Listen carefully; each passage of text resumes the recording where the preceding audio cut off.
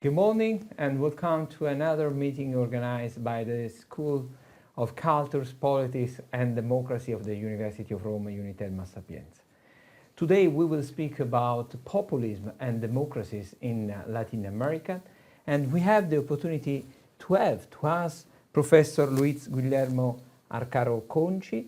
Is Professor of Constitutional Law at the University of San Paulo, Pontificia Università Cattolica di San Paolo, and at the University of São Bernardo do Campo in near San Paulo, also in the state of San Paulo in Brazil. So thank you very much, Luiz, for staying with us. And the first question, Luiz, you are an author of one of the most useful book on this topic, published by Contracorrente, that is an editor, a Brazilian editor. The book is now in Portuguese, but we will soon in Spanish, and we hope also in Italian. The title of the book is Democrazia Costitucional e Populismo in America Latina, Constitutional Democracy and Populism in the Latin America. So the first question for you is, in which way we can give a definition of populism? Okay.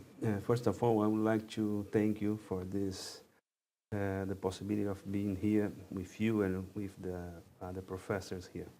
Again, well, to work with the concept of populism, we have to make some decisions that will bring us some direct effects in our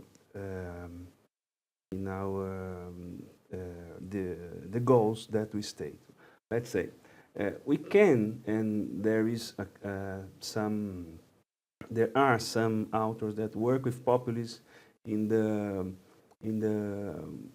the discourse of the populists, with populists and their economic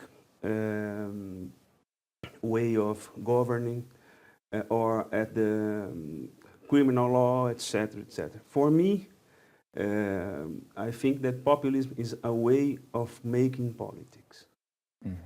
And it is characterized by?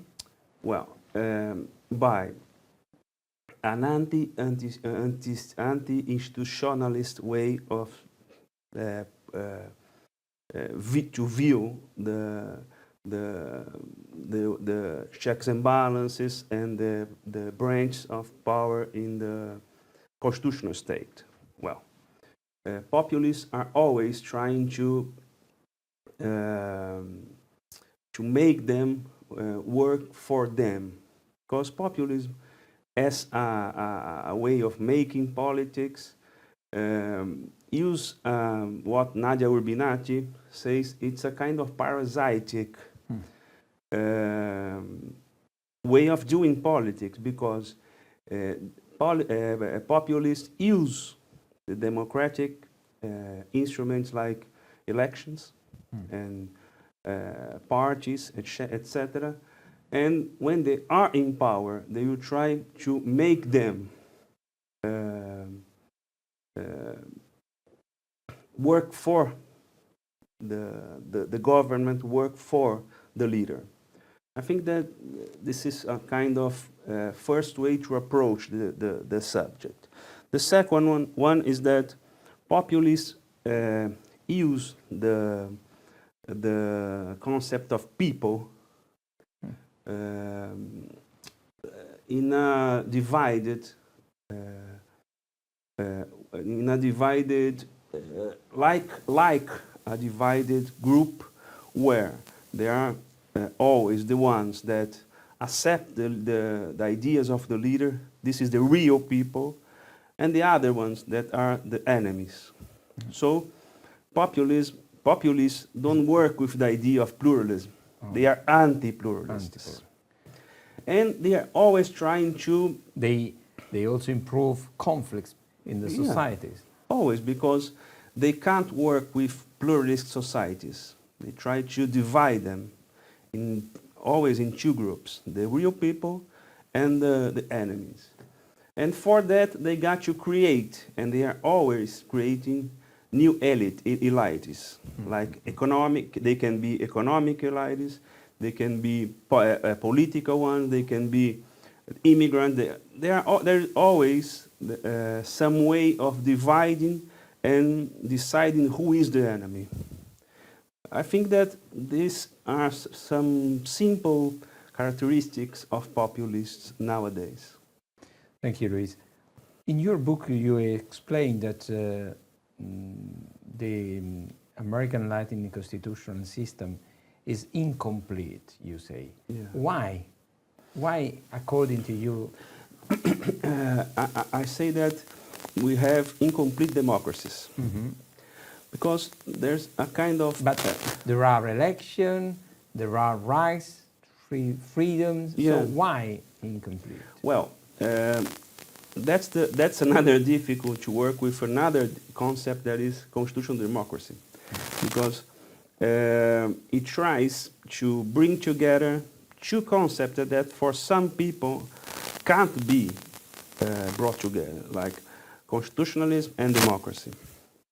I think that we started to work with this concept after the Second World War, trying to bring together from constitutionalism the relation, the separation of powers, the rule of law, and the fundamental rights. And from democracy, the rule of majority and the ways of protecting minorities. So there is always a kind of tension between them as a concept. Well, what I say in the book is that from the beginning of the 80s, we started a new moment in our region that we can say that there's a kind of reconstitutionalization and redemocratization. Some say that it's the moment when the third wave gets to Latin America. What I say is that we are always trying to improve our democracies, but we really can't get to the point that we could say like Latin America is a political space where constitutional democracies are realized. They are not. And if we use some data by varieties of democracy, by Freedom's House, or by the Corporación Latino Barómetro, there are some similarities. We can say that we live the last 40 years, more or less, in a moment where we haven't been before, where democracies are there. But we can see like an increasing, a movement of increasing qualities of democracies till 2010, 2011. From that, we are living the opposite movement. The quality of democracies in our region are getting worse and worse. And we can see this in the reports from these three organizations. So, it's a kind of paradox. We live the most, I don't say large time of democracy, but we're living a movement from this time, from the last 15 or 13 years, we're living a movement of decreasing quality of our democracies. Yes. So why I'm saying this? I think that's important. Because populists, they use the increasing quality of democracies to get to power. That's why they are parasitic. But probably because if you attack the institution, the classical institution, you can reach a lot of consensus among peoples, because things that you are different from people that are in power, so that you can represent an alternative. Yeah. But in fact, this is not the truth. I think that there's a point here that we can establish, like a question is that we can't we can affirm that all populists are demagogue. Yeah. But not all them are populists, because some of them don't, in power, they don't use these instruments of anti-institutionalism, like fighting against the power, fight against the media, fight against the universities. So I think there's a point here. Yeah. And it is also true that the societies has a lot of very relevant and increasing problems, but populism give a very simple answer. Yeah. But in this way, everyone can understand the answer, because it's very simple. If you try to give a complex answer to a complex problem, probably nobody can understand you. And if people cannot understand you, they decide to follow the easy way. Yeah. And so we can say that populists used the instrument of the classical democracy, but try to change this instrument against the spirit of the democracy. Yeah. And in your opinion, this is particularly clear in Latin America. You published the book in 2023. This idea was based, for example, because in Brazil you had the opportunity to live with a populist as a president of the republic. So you wrote the book after 4 years of Bolsonaro presidency, and your book is a sort of reaction of this kind to understand the, or the problem is not only Bolsonaro. Bolsonaro is just the manifestation of a very relevant culture among not only Brazil but also Latin America. Yeah, great question. Well, I'll tell you how I realized that there was something happening that I couldn't understand. I was, and I say that in for. I was at a congress in Hong Kong, and I was there because from the 2008 to 2016, more or less, I worked with the main subject of my research was the relationship between the inter-American system of human rights and domestic law. Well, when I was there, I heard a speech from Professor of Chicago, that is Kim Lane Chappell. She was working with Hungary, but for 20 years. And she told some interesting things, but there was one thing that put me like in a with attention with this speech. She told that not everyone can say that a democratic erosion is happening, because it touches people in a different way. And I thought that, well, there's something here. But from that on, I realized that I had to change my subject of research, because for the last almost 20 years, I'm working with the Latin American constitutionalism. Mm-hmm. But from that on, I thought that I had to change the main subject. That was, I've got to work with the instruments of the constitutionalism. And from that on, I'm working with this. So when Bolsonaro was elected, mm-hmm. I was working with that. So I can tell you also that... So you started before. Yeah, and it was interesting, because I say that in the book, populists have different way of thinking about state, fundamental rights, etc., etc. Yeah. But okay, No. but they have a playbook. Similar. Yeah, they can become from the right, become from the left, but the playbook is the same. And this is another issue. You say populism on the right, populism on the left, because normally when we speak about populism, we think that populism is a sort of kind of intending politics on the right side. Yeah. But it's not true. No. And in your book, you divide the Latin American populism in three different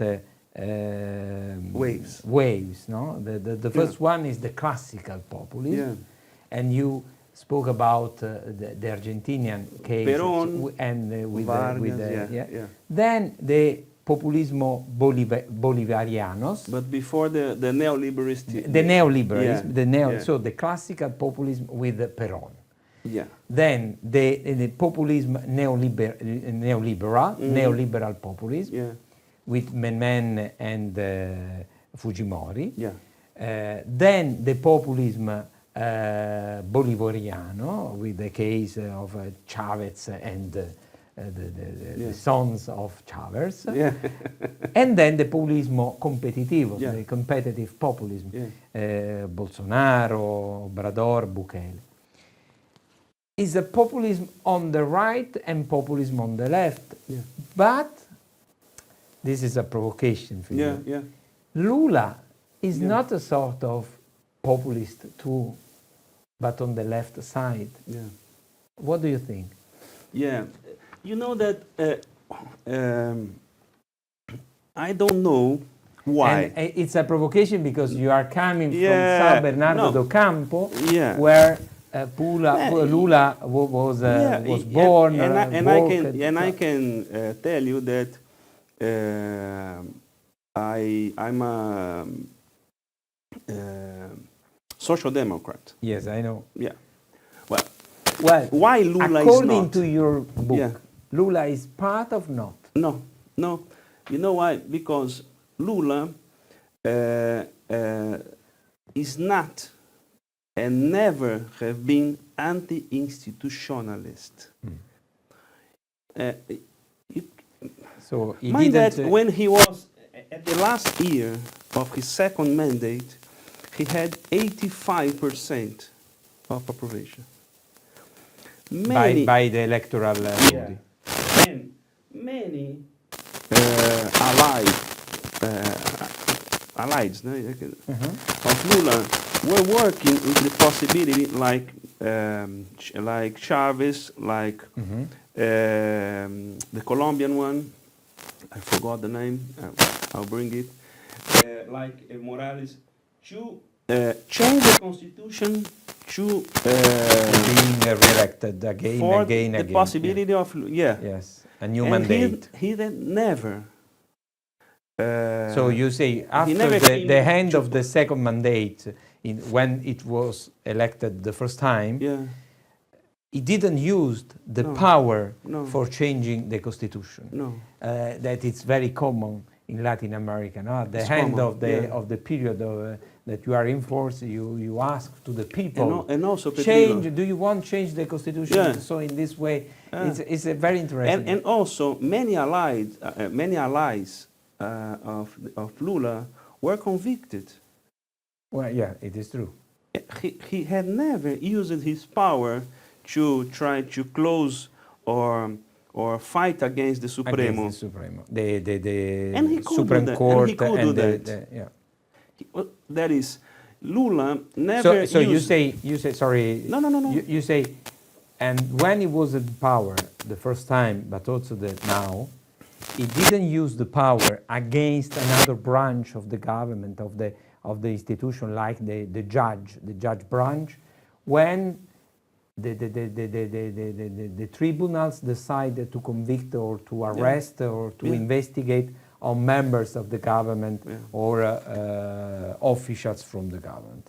So in this way, he didn't was anti-institutional. He respected the others, the others' powers of the system. Yeah, and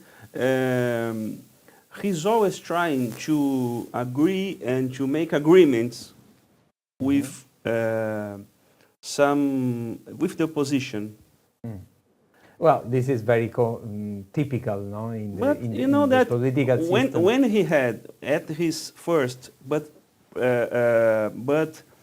no, at the democratic system, Yeah, because you can see what is happening now in Argentina. The new president of Argentina totally is against the parliament. no, Totally. against all the system. Against also is the majoritarian party. In fact, the parliament didn't pass it. Yeah. The urgent decree that. Well, so we trust you about Lula. I don't know if we will have. Probably we will have the opportunity to have another professor from Latin America with a different point of view. In any case, we will happy because we love a lot the debate. But Luis, I have a last question. Yeah. You are a professor of constitutional law. You research about rights, human rights. The previous book was about human rights. In theory, you are not a comparatist, but in fact, you are a comparatist because this book is a classical book of a comparatist because you compare the different constitutional system in the same continent as Latin America. Why I say this? Because my question is trying to make an impossible reflection on a comparative point of view between what happened and what happens in Latin America about populist party and populist leaders and what happened now in Europe. Yeah. In Europe, we started 10 years ago, 15 years ago to speak about populist party, not only in Italy, but also in Spain, in the East Europe, in France.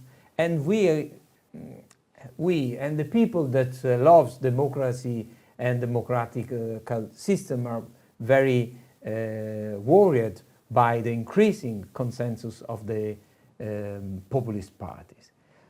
You think that Europe is going towards the American Latin system, and so you think that we have to assist a sort of populist effects also in our democracies, or the great old Europe can resist to the fascination of the populism?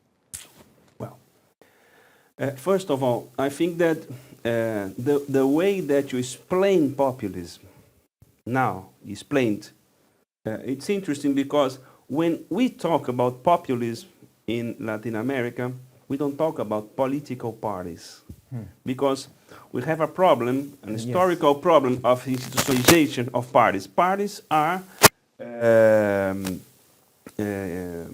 personalized. We have two historically, like we have the two expressions for that. One of them in Spanish, Latin America, is caudilismo. And in Brazil is coronelismo. But it's almost, but not the same. That is, that's because also presidentialism. The form of government, the presidentialism. It facilitates. Yes, facilitated the personalization of power. Because First you vote a person. Yeah. You chose. And this person in some moments can capture parties, parliaments, everything. Yeah. Well, especially because in Latin America, the election of the president will add in the same time of the election of the parliament. So you elected in the same time in most the of president the countries, yes, and the parliament. So yes, there is an effect of. What I can tell you about Europe, it's not my field of research, but Your perspective. I think that there is also a left populism in Europe, like Syriza, Podemos, etc. Yeah. So, but the right side of populism can use some subjects in their discourse that can reach, let's say, the people easier, like immigration, like economic decrease, like you know better than me. That's the first question. The first